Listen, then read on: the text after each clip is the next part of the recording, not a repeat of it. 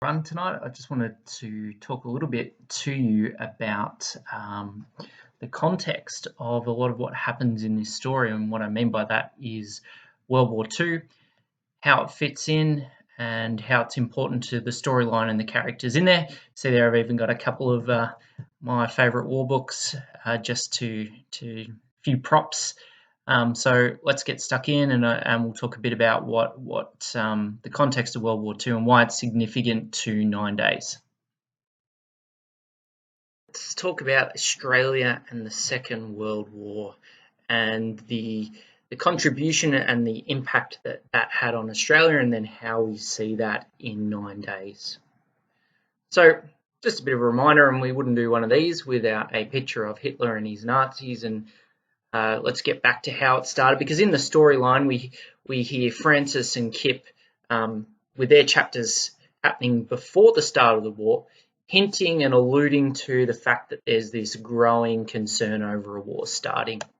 So the war officially started, hopefully you remember Year 10 history, on the 3rd of September 1939 when Hitler's Nazi Germany invaded Poland. As a result of that, Britain declared war on Germany, and Australia at the time still really thought of themselves as British and as part of the empire. And so our Prime Minister basically just said, listen, we're following what Britain's at war, and so Australia's at war too. It wasn't really a question of will Australia join. Britain was in, therefore we were doing our part with the empire. And so even Jack mentions that Menzies, who was the Prime Minister at the time, declared us boots and all behind England. So there's that allusion to that pre-war Australia that's very much about still being part of the empire and doing their bit. Jack also reflects on the fact that one of the things that attracts young men is their chance to see European stars. So look, many young men were working class and probably barely left their city or region, and so going to war in Europe is much like in World War I, is a chance to see another part of the world that they never would have had a chance to. There was no international travel like we have now. It just wasn't in people's frame of reference. And so as a result of that, the Second Australian Imperial Force was formed. Now, Australia's army in both world wars was volunteer. There was no conscription, there was no forced enlistment. However, in Australia, most able-bodied men had to be part of something called the Citizens Military Force. And this was because Australia had a tiny population, and so most men had some basic military training. However, it was only ones who voluntarily joined up were then sent abroad to serve. Okay, so just backing back a bit, we need to first look at the interwar years and how that ties in. So the interwar years are obviously the years between the two world wars. Now, World War I had only finished 20 years before. You might think 20 years is a long time, but it was a huge event. It affected Australians and the world no end, and everyone thought it was the war to end all wars, and all of a sudden, within 20 years, we're now starting a fresh war against Germany again. And World War I had been, really for Australia, a trauma on a national scale. 60,000 dead, and actually another 60,000 had died in the preceding years as a result of the war, as a result of their wounds or things that they had experienced.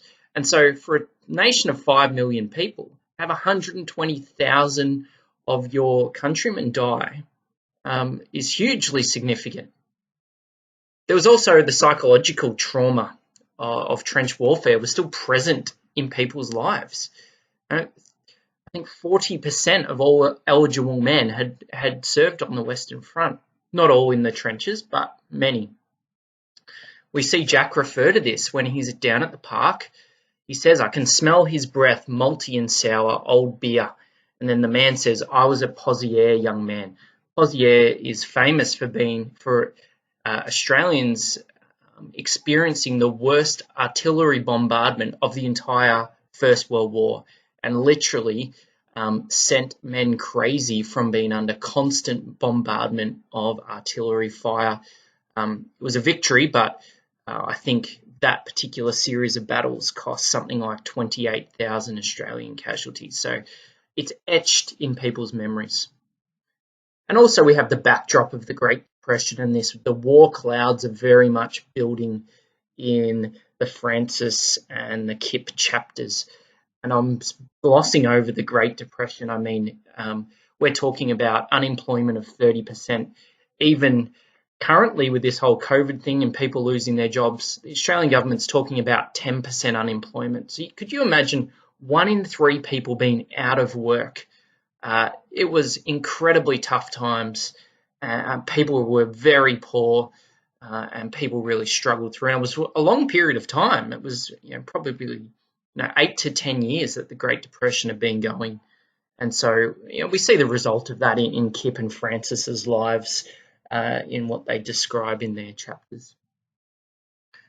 Okay, so what was Australia's contribution to World War II? Really, we were only a tiny, tiny bit player in the whole thing. I mean, considering 50 to 80 million people died worldwide as a result of the war. So we sent about 450,000 men abroad.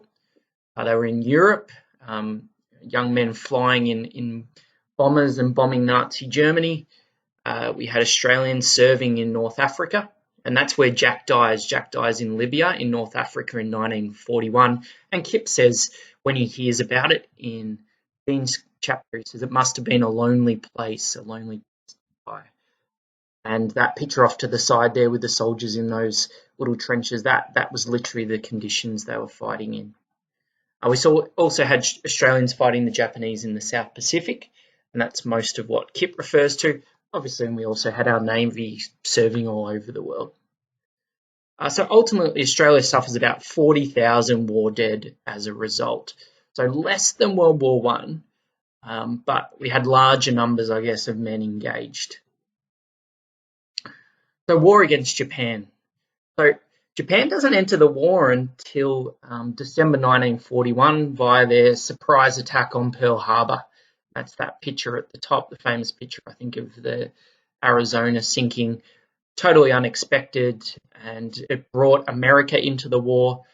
And it was Japan had intended to try and knock the other sides out quickly.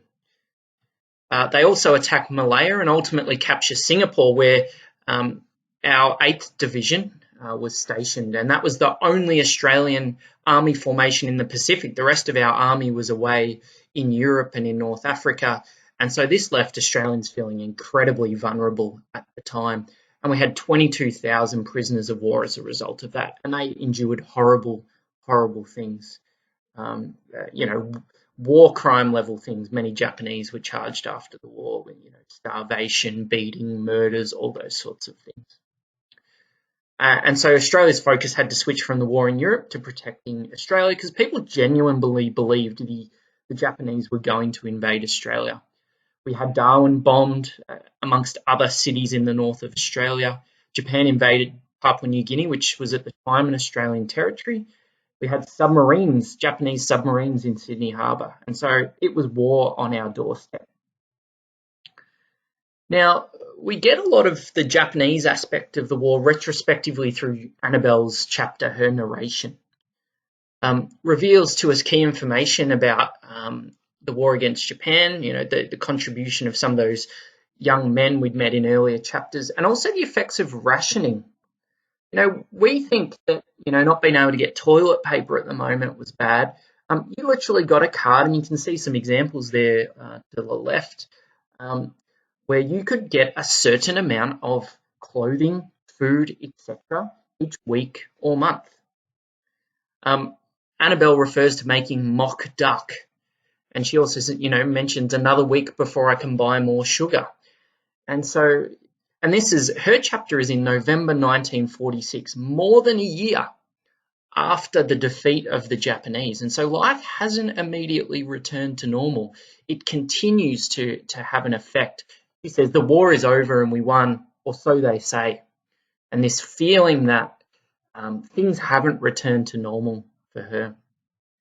She also mentions that she worked in a munitions factory before getting her marching orders when the men returned. And so women really felt like they'd gained some agency, some control and power over their lives during the war, because they were required to step up and do the jobs of men.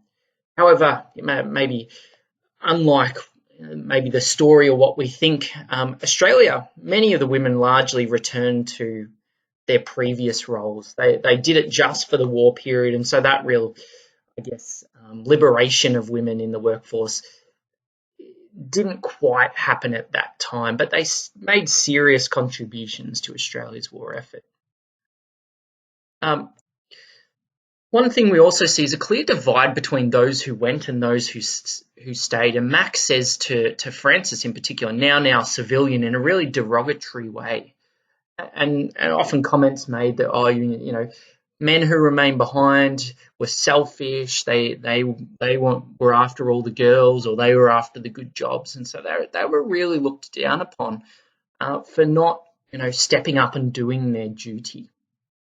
There was also that masculine pressure to do your bit. You know, again, Mac says to Kip that he joins up when the war was as good as done. He's having a little bit of a dig at Kip here,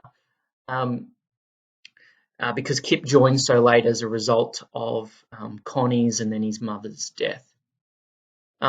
Kip tells us about, well, we find out that Kip served in the Solomon Islands mopping up. That's a term to mean basically the main fighting had ended, and that was done by the US, and they left it up to Australia to then, you know, get rid of any pockets of Japanese still sort of holding out. And so that's not really considered, you know, it's not considered at the level that Mac fought, and so he's been a little bit derogatory towards Kip. But he also mentions, we know that Kip served in Borneo in 1945, and Mac says that was no mop-up, and so he's insinuating that was, you know, hard, intense combat. And I've got at the top is a picture of Australians fighting on Borneo in 1945 to remove the Japanese from there.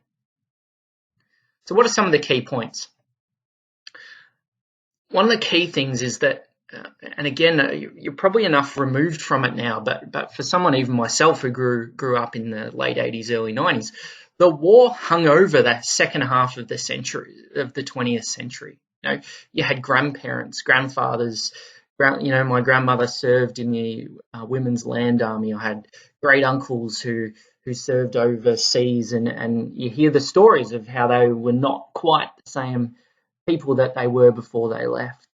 The other thing we see, sorry, I'll just go back to that, you know, the effect of these fathers who came back and were never quite present for the sons of the boomers generation, those born in sort of the 60s and 70s, because the fathers were still trying to deal with the traumatic stress of all those who did serve at that time. What we also see is Australia pivots away from the United Kingdom towards the United States. And so Australia, we had troops stationed in Australia. There were American troops living at the MCG, for instance. And so a lot more of our culture and our politics was much more United States focused in the second half of the 20th century. And, you know, we see, I mean, there's reference to September 11th, but a lot of our values and our popular culture started to be much more influenced by the United States. And so you might pick some of those things up in Charlotte's and Stanley's chapters. Just on a more broader scale, then what do we see here? We see in 9 days that we see ordinary lives set against the backdrop of significant global and national events.